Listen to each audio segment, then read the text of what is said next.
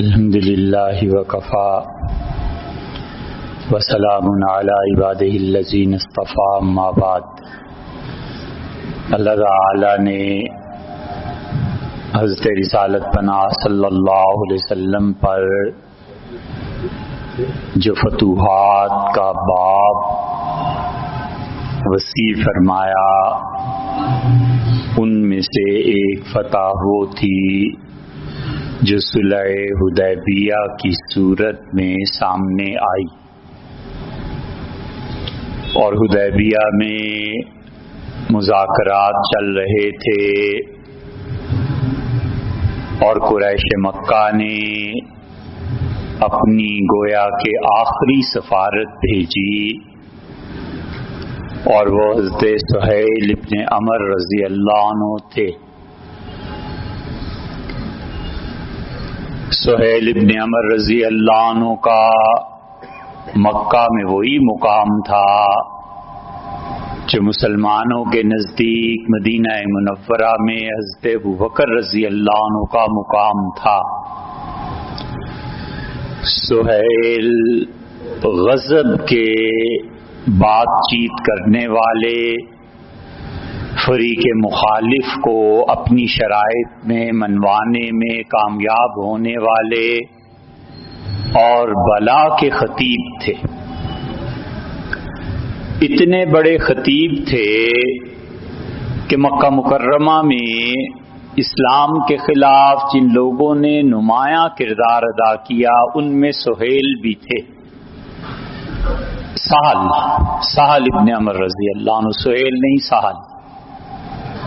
اور سہل ابن عمر رضی اللہ عنہ نے اتنا زیادہ اپنی خطابت سے طوفان برپا کر رکھا تھا کہ مکہ مکرمہ میں ایک دن سیدنا عمر رضی اللہ عنہ نے ان کی تقریریں سنی، اور یہ جگہ جگہ جا کر مسلمانوں کے خلاف زہر اگلتے تھے، اور وہ حاضر ہوئے اور انہوں نے کہا اللہ کے رسول، مکہ میں ہم کچھ نہیں کر سکتے، لیکن اسلام کی وجہ سے مجھے اتنی اجازت دے دیں کہ میں اس کو پکڑوں اور اس کے سامنے کے چاروں دانت اکھیڑ دوں، توڑ دوں، تاکہ اس کی آواز بھدی ہو جائے اور لوگ اس کی خطابت سے متاثر نہ ہوں۔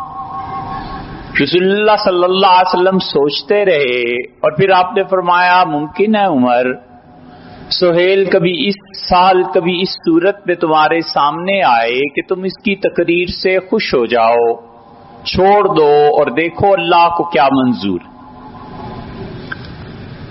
انہوں نے اپنے کام جاری رکھے، اور سہل نے ہمیشہ اسلام کی مخالفت کی، یہاں تک کہ مکرز آیا، اور مکرز مشہور تھا کہ یہ شخص سخت بے وفا اور بے عہد ہے اور اپنی زبان کا کوئی پاس نہیں رکھتا عربوں میں، اور رسول اللہ صلی اللہ علیہ وسلم کی تعلیمات میں اپنی زبان کا پاس رکھنا، سوچ سمجھ کر بات کرنا، اور جو بات کہہ دی پھر اسے پورا کرنا، یہ خاص صفات میں سے تھی۔ اور اس دن اس کی یہ خرابی رسول اللہ صلی اللہ علیہ وسلم کے سامنے تھی، تو آپ نے فرمایا چھوڑ دو اسے، یہ جو مکرز آیا ہے یہ آدمی غدار ہے، بدزبان ہے، اور اصل لفظ جو ارشاد فرمایا یہ کہا کہ فاجر ہے، یعنی سخت گناہگار۔ مکرز کے ساتھ دوسرا آدمی ہویتب تھے، اور ہویتب بن عبد العزیٰ کو بھیجا، اور قریش کے لیے بڑی سخت مصیبت پیش آ گئی تھی، کیونکہ جب لوگ ادھر سے گئے ہیں، اور خاص طور سے عروہ ابن مسعود ثقفی جب گئے ہیں، اور مغیرہ ابن شعبہ نے جو ان کے چچا اور بھتیجا کا ان کا رشتہ تھا، انہوں نے اس کے ہاتھ پہ مارا اور رسول اللہ صلی اللہ علیہ وسلم کی داڑھی کو چھونے سے منع کیا، تو قریش مکہ کے لیے اس کی تقریر ایسی تھی کہ وہ سمجھ گئے کہ اگر اب ہم لڑے تو یہ لوگ لڑیں گے اور اپنے خون کا آخری قطرہ بھی حقیقتاً بہا دیں گے، اور رسول اللہ صلی اللہ علیہ وسلم نے جو دھمکی دی ہے یہ پوری ہو کر رہے گی۔ چنانچہ ان کے بڑے بیٹھے اور انہوں نے سہل کو بلایا اور انہوں نے کہا کہ جاؤ اور صلح کے لیے کوشش کرو اور کچھ بات چیت چلاؤ. یہ چونکہ غضب کے موقع شناس اور لوگوں سے گفتگو کرنے کے ماہر تھے، اس لیے انہیں بھیجا گیا. اور 3 آدمی آئے، حویتب بن عبد العزا اور یہ سہل، اور تیسرے آدمی یہ تھے مکرس. اور اگر کبھی اللہ کی توفیق سے سیرت کو ریکارڈ کرنے کی سعادت نصیب ہوئی تو پھر بتائیں گے یہ تینوں کیا تھے. مگر سر دست یہ کہ رسول اللہ صلی اللہ علیہ وسلم نے سلام پھیرا فجر کا اور دعا کے بعد فرمایا کہ آج قریش کی طرف سے کوئی آیا ہے، تو عرض کیا گیا کہ سہل آئے ہیں، تو آپ ہنسے اور آپ نے فرمایا الان سہل اللہ امرکم، سہل آیا ہے، نرم زمین اس کے معنی ہے. تو اس کا مطلب یہ ہوا کہ اب نرمی آ جائے گی، اور اس کا مطلب یہ ہوا کہ اب مسئلہ حل ہو جائے گا. رسول اللہ صلی اللہ علیہ وسلم بہت فعال لیا کرتے تھے اور فعال بھی پازیٹیو لیتے تھے، اور لوگوں کے نام سے کئی مرتبہ فعال نکالتے تھے کہ اب آئندہ کیا ہونے والا ہے. نتیجہ اس کا یہ نکلا کہ اب مذاکرات شروع ہوئے، ایک دور شروع ہوا، پھر دوسرا دور شروع ہوا، پھر تیسرا دور شروع ہوا، پھر چوتھا دور شروع ہوا.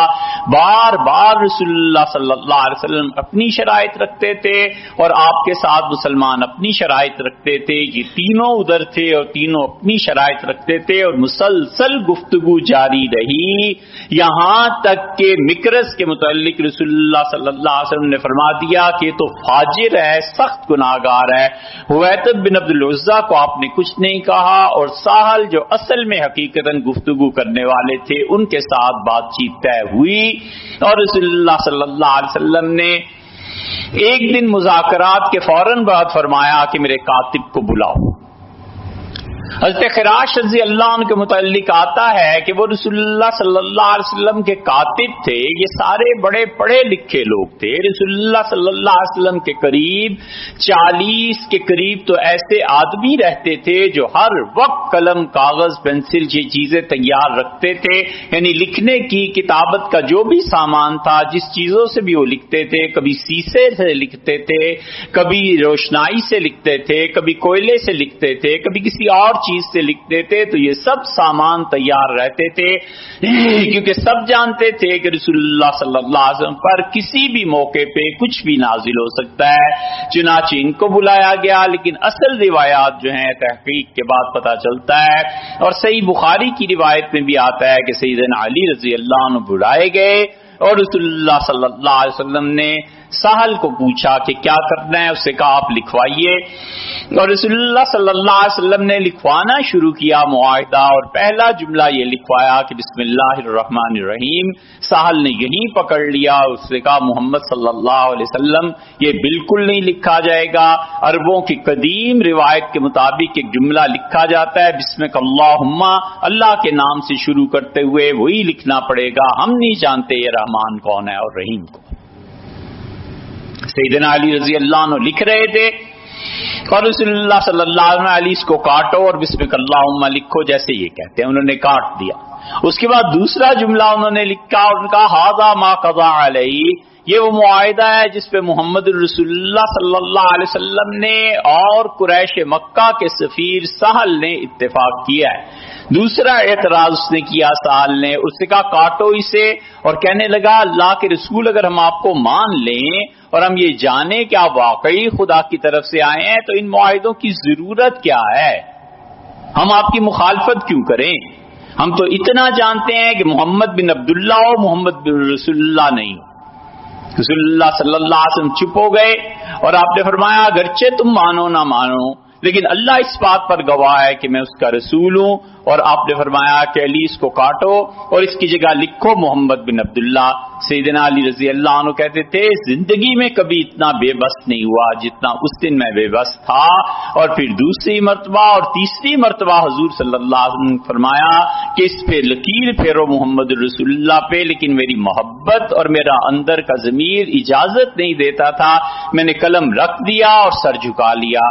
حضور صلی اللہ علیہ وسلم نے قلم پکڑا اور اپنے نام کو کاٹا اور اس کی بجائے لکھا کہ محمد ابن عبداللہ، فکتب النبی صلی اللہ علیہ وسلم، حضور صلی اللہ علیہ وسلم نے محمد بن عبداللہ لکھا، وکان لا یحسن الخطاب، اور رسول اللہ صلی اللہ علیہ وسلم اتنی خوش خطی سے نہیں لکھ سکتے تھے جتنا کہ عربوں میں دوسرے لوگ لکھتے تھے، جو خوش خط ہوتے ہیں اپنے میدان کے ماہر ہوتے ہیں۔ اور پھر رسول اللہ صلی اللہ علیہ وسلم اچھا آگے چلو،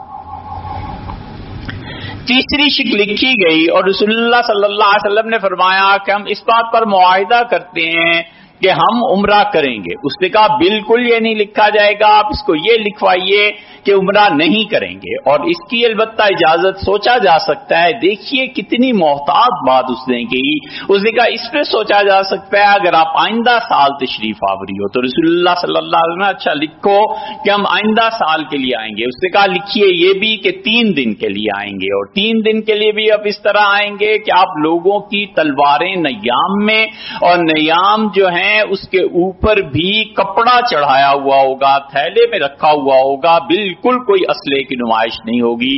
رسول اللہ صلی اللہ علیہ وسلم یہ بھی لکھو۔ جب اس کے بعد چوتھی شک آئی تو اللہ کی طرف سے ایک چیز پیش آ گئی، اور وہ چیز یہ پیش آ گئی کہ چوتھی شک رسول اللہ صلی اللہ علیہ وسلم نے لکھوائی، اور یہ وہ چیز تھی جو سب سے زیادہ گراں تھی مسلمانوں پہ، اور رسول اللہ صلی اللہ علیہ وسلم نے لکھوایا، اور آپ نے کہا کہ لکھو اس بات کو علی کہ اگر کوئی شخص یہاں سے مسلمان ہو کے مدینہ منورہ چلا جائے گا تو ہم اس کے پابند ہیں کہ اسے واپس کر دیں، اور اگر کوئی شخص اپنا دین وہاں چھوڑ کر یہاں آ جائے تو ہم اس آدمی کو طلب نہیں کریں گے۔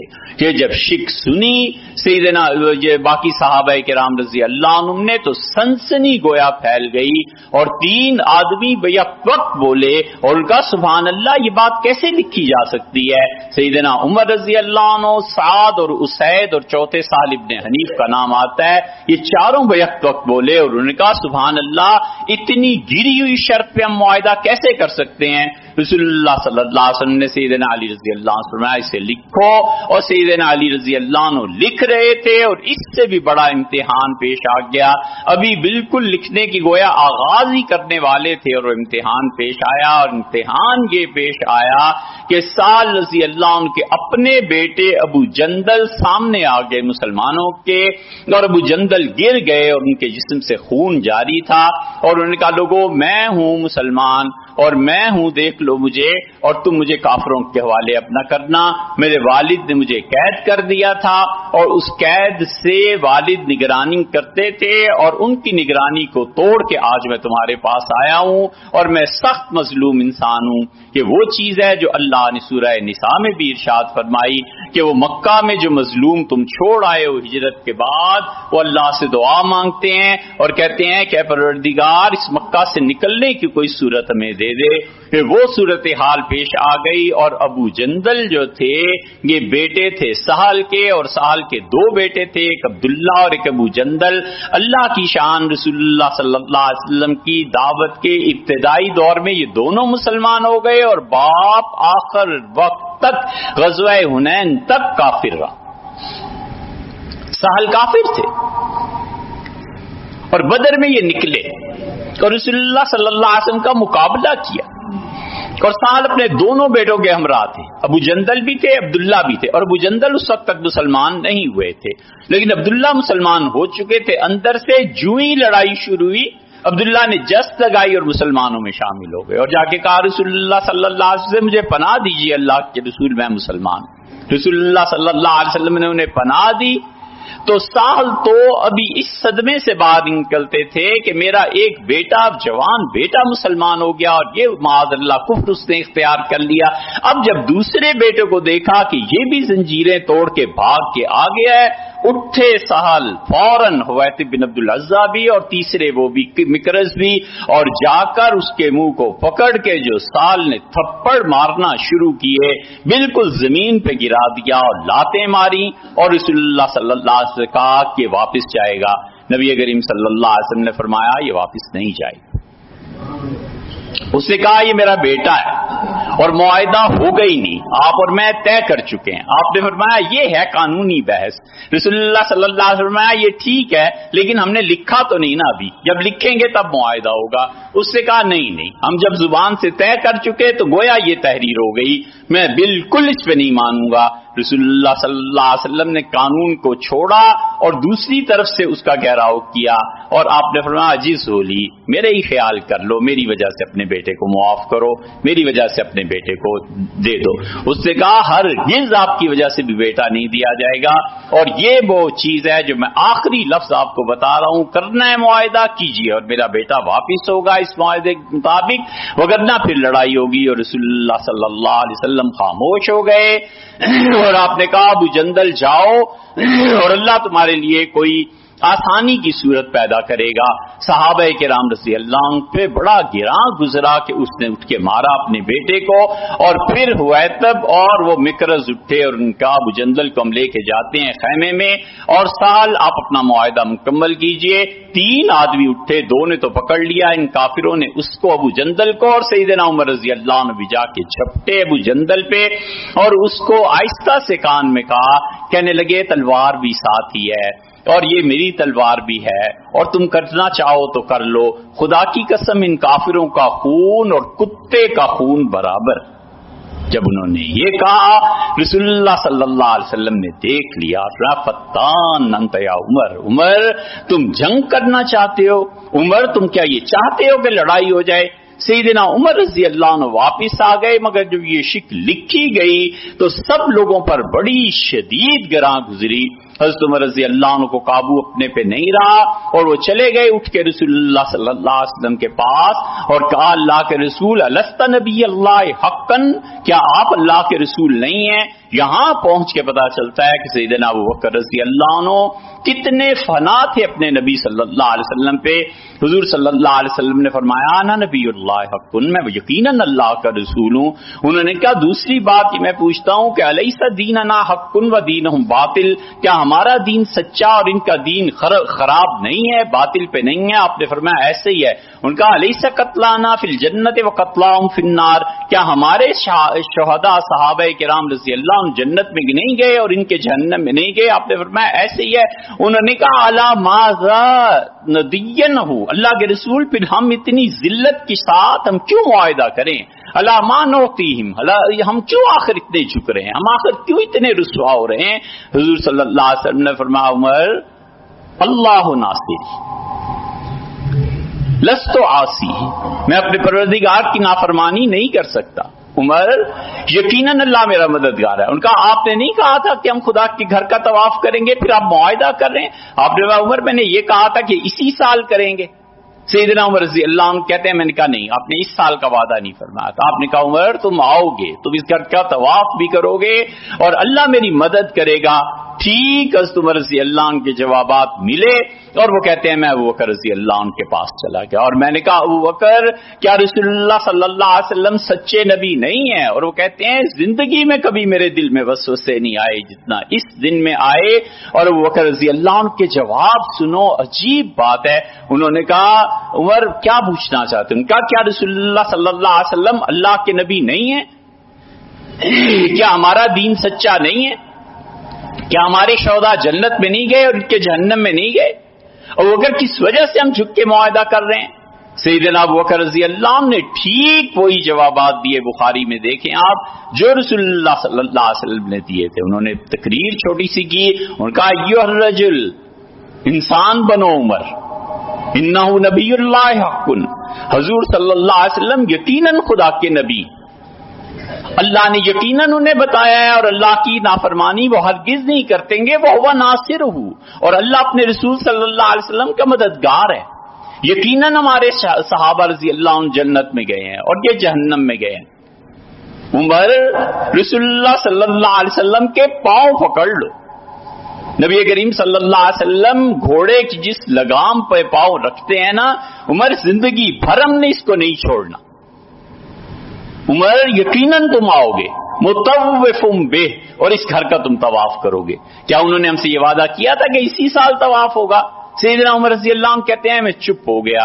اور کہتے ہیں میں چلا گیا اور رسول اللہ صلی اللہ علیہ وسلم کے پاس جا کے بیٹھ گیا، اور پھر حضرت عمر رضی اللہ عنہ کہتے تھے یہ میری زندگی کا واحد دن تھا جب میری آواز رسول اللہ صلی اللہ علیہ وسلم کی آواز سے بلند ہو گئی، اور ایھا الناس اپنے جمعے کے خطبے میں فرمایا کہ اتہمونی رائی، میں جب کوئی بات اپنی مرضی سے کروں نا تو جانا کرو، سمجھو اس بات کو کہ عمر کوئی ذہین آدمی نہیں ہے۔ اس دن بھی رسول اللہ صلی اللہ علیہ وسلم سے بات چیت شروع کر دی تھی، جس دن اللہ نے فتح دینی تھی عمر کی رائے اس دن بھی بیکار گئی۔ اور پھر لوگوں تم جانتے ہو میں نے اس دن کے کفارے میں سمت و دارن، بڑے طویل گرمیوں کے دنوں میں روزے رکھے ہیں اور بڑی طویل سردیوں کی راتوں میں اللہ کی عبادت کی ہے، اور کتنے غلام میں نے آزاد کیے ہیں، اس جرم کی پاداش میں جو میں اپنے لیے سمجھتا ہوں کہ میں نے رسول اللہ صلی اللہ علیہ وسلم کے سامنے آواز کیوں بلند کر دی تھی۔ نبی کریم صلی اللہ علیہ وسلم نے معاہدہ پورا کیا اور 8 آدمی آئے دستخط کرنے کے لیے۔ آپ نے فرمایا اس معاہدے پہ دستخط کریں گے ابوبکر، سیدنا ابوبکر رضی اللہ عنہ دستخط کیے۔ پھر عمر رضی اللہ عنہ کو بلایا، فرمایا دستخط کرو۔ یہ 8 وہ آدمی تھے، ان میں سے 7 چنے ہوئے آدمی تھے پوری عرب دنیا کے، اور لوگ جانتے تھے ان کا کیا مقام ہے رسول اللہ صلی اللہ علیہ وسلم کی نظر میں۔ سیدنا عمر رضی اللہ عنہ دستخط کیے، سیدنا علی رضی اللہ عنہ کہا کہ آپ نے لکھا ہے آپ دستخط کیجئے، انہوں نے کیے۔ عبد الرحمن ابن عوف رضی اللہ عنہ کو بلایا، فرمایا تم دستخط کرو، انہوں نے کیے۔ 5ویں آدمی محمود تھے، محمود رضی اللہ عنہ دستخط کیے۔ 6 آدمی سعد رضی اللہ عنہ تھے، انہیں کہا تم دستخط کرو، اور 7ویں آدمی رسول اللہ صلی اللہ علیہ وسلم نے بلایا مکرس کو اور فرمایا مکرس تم بھی دستخط کرو، اور اس کے ساتھ ساتھ رسول اللہ صلی اللہ علیہ وسلم نے بھی غالباً دستخط فرمائے ہوں گے اور ادھر سے سہل نے بھی دستخط کیے ہوں گے۔ تو یہ 8 یا 9 آدمیوں کے دستخط ہوئے اور پھر یہ معاہدہ طے پایا، لیکن اس میں شک یہ لکھی گئی اس کے بعد کہ 10 سال تک ہم جنگ نہیں کریں گے۔ بعض کہتے ہیں 3 سال کی ہوئی، بعض کہتے ہیں 5 سال کی ہوئی، بعض کہتے ہیں، لیکن حقیقت یہ ہے کہ 10 سال کے لیے رسول اللہ صلی اللہ علیہ وسلم نے معاہدہ کر لیا، اور پھر شک لکھی گئی ہے اس کے بعد کہ عرب سب آزاد ہیں، جو جس سے چاہے اپنی دوستی اور دشمنی پیدا کر لے۔ نتیجہ یہ کہ بنو خزاعہ اٹھے اور بنو خزاعہ نے رسول اللہ صلی اللہ علیہ وسلم سے کہا کہ اللہ کے رسول ہم آپ کے ساتھ ہیں، ہم مسلمانوں کے حلیف ہیں، اور بدیل بن ورقہ نے رسول اللہ صلی اللہ علیہ وسلم سے وعدہ کیا۔ سہل اس معاہدے کو لے کے قریش کے پاس چلے گئے اور سہل پھر رہے ہیں کافری، حتیٰ کہ مکہ فتح ہو گیا تو مکہ کی فتح پہ، اور 8ویں دستخط کیے تھے حضور صلی اللہ علیہ وسلم نے سہل ہی کے بیٹے عبداللہ کو بلایا اور میں عبداللہ تم بھی دستخط کرو۔ عبداللہ کے دستخط اور ادھر سے والد کے دستخط، اب اس معاہدے سے کون پھر سکتا تھا؟ چنانچہ رسول اللہ صلی اللہ علیہ وسلم مکہ فتح کیا تو یہ سہل اپنے گھر میں چھپ کر بیٹھ گئے کہ اب قتل ہو جاؤں گا، اور اپنے بیٹے ابو جندل کو پیغام بھجوایا کہ اپنے باپ کا یا تو سر دیکھ لینا قتل ہوا اور یا امان دے دو۔ وہ گئے، رسول اللہ صلی اللہ علیہ وسلم فرمایا سہل جیسا آدمی تمہارے والد اسلام سے محروم، خدا کی قسم وہ تو بڑا ذہین آدمی ہے۔ یہ ہے رسول اللہ صلی اللہ علیہ وسلم کی ٹھنڈک کا مزاج، اور یہ ہے اپنے دشمنوں کو فتح کرنے کا طریقہ، بالکل پرسکون۔ فرمایا اللہ نے اسے بڑی صلاحیتیں دی ہیں، اپنے والد کو کہو آئیں مکہ میں گلیوں میں پھریں، مجال ہے جو کوئی انہیں دیکھ سکے، اور آپ نے سب سے کہا کہ یہ وہ ہے جس نے میرے ساتھ معاہدہ کیا تھا، خبردار انہیں کچھ نہیں کہنا۔ پھر 9 ہجری میں بھی وہ کافر ہی رہے، حتیٰ کہ غزوہ حنین پہ جائرانہ کا عمرہ رسول اللہ صلی اللہ علیہ وسلم راتوں رات تشریف لائے اور عمرہ کر کے واپس چلے گئے۔ اسی لیے بعض صحابہ رضی اللہ عنہ کہتے ہیں یہ کوئی عمرہ نہیں ہے، لیکن حقیقت میں آپ اتنے جلدی آئے اور گئے کہ بعض سوئے ہوئے لوگوں کو خبر نہیں ہو سکی۔ اس موقع پہ سہل آئے ہیں اور پھر یہ مسلمان ہوئے ہیں۔ پھر یہ اس کے بعد سیدنا ابوبکر رضی اللہ عنہ کی خلافت میں شام چلے گئے، پھر سیدنا عمر رضی اللہ عنہ کے سامنے ایک دن انہوں نے تقریر کی اور ان کا عمر اب افسوس ہوتا ہے کاش بدر میں شرکت کی ہوتی، کاش احد اور خندق میں تمہارے ساتھ ہوتے، میں کب مسلمان ہوا اور کب میں پیچھے رہ گیا۔